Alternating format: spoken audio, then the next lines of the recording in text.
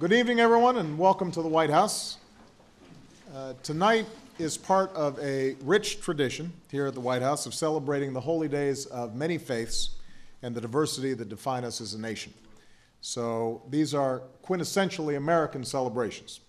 People of different faiths coming together with humility before our Maker to reaffirm our obligations to one another.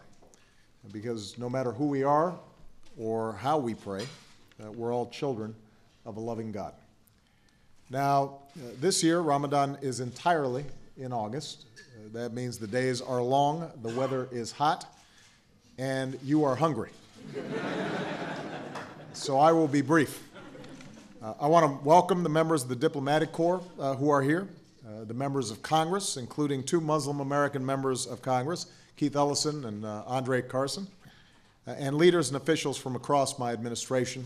Thank you for all for being here. Please give them a big round of applause.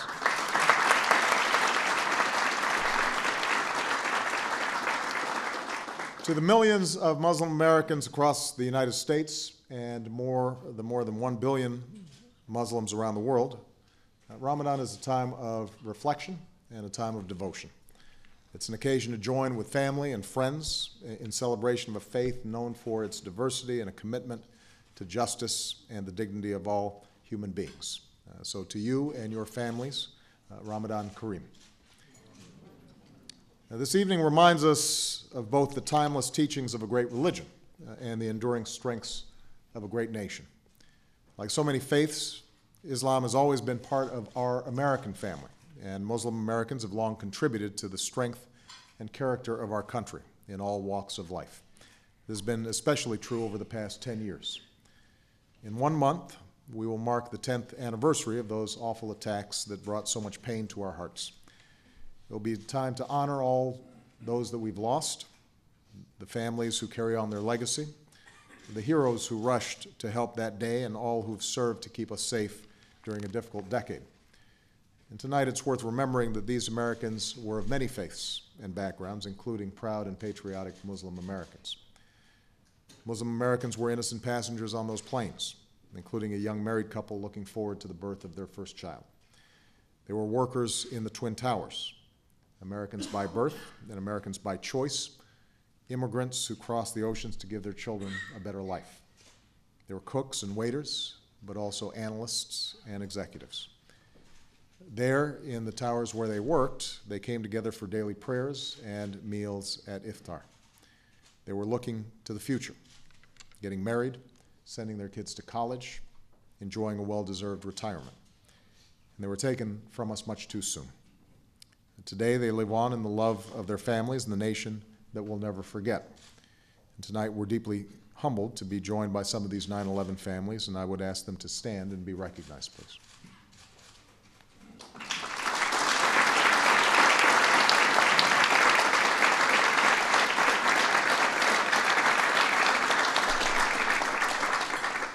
Muslim Americans were first responders. The former police cadet who raced to the scene to help and then was lost when the towers collapsed around him. The EMTs who evacuated so many to safety.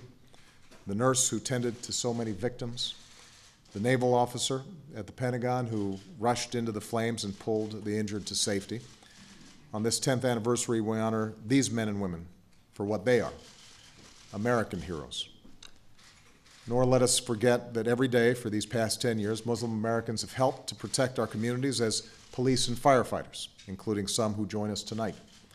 Across our federal government, they keep our homeland secure, they guide our intelligence and counterterrorism efforts, and they uphold the civil rights and civil liberties of all Americans. So make no mistake, Muslim Americans help to keep us safe. We see this in the brave service of our men and women in uniform, including thousands of Muslim Americans. In a time of war, they volunteered, knowing they could be sent into harm's way.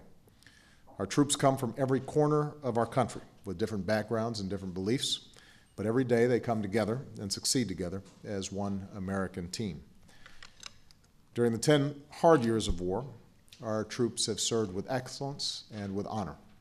Some have made the ultimate sacrifice, among them Army Specialist Kareem Khan. Galvanized by 9/11 to serve his country, he gave his life in Iraq and now rests with his fellow heroes at Arlington. And we thank Kareem's mother, El-Sheba, for being here again tonight.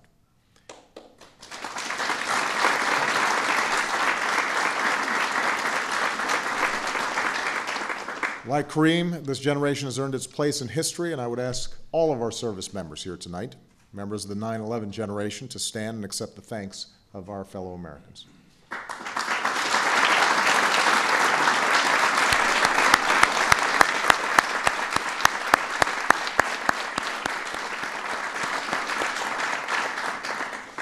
This year and every year, we must ask ourselves, how do we honor these patriots, those who died and those who served? In this season of remembrance, the answer is the same as it was 10 Septembers ago. We must be the America they lived for and the America they died for, the America they sacrificed for.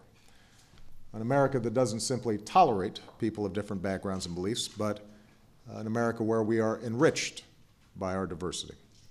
An America where we treat one another with respect and with dignity, remembering that here in the United States there is no them or us, it's just us. An America where our fundamental freedoms and inalienable rights are not simply preserved, but continually renewed and refreshed. Among them, the right of every person to worship as they choose. An America that stands up for dignity and the rights of people around the world, whether a young person demanding his or her freedom in the Middle East or North Africa, or a hungry child in the Horn of Africa, where we are working to save lives. Put simply, we must be the America that goes forward as one family, like generations before us, pulling together in times of trial, staying true to our core values, and emerging even stronger. This is who we are. This is who we must always be. Tonight, as we near a solemn anniversary, I cannot imagine a more fitting wish for our nation. So God bless you all, and God bless the United States of America. Thank you.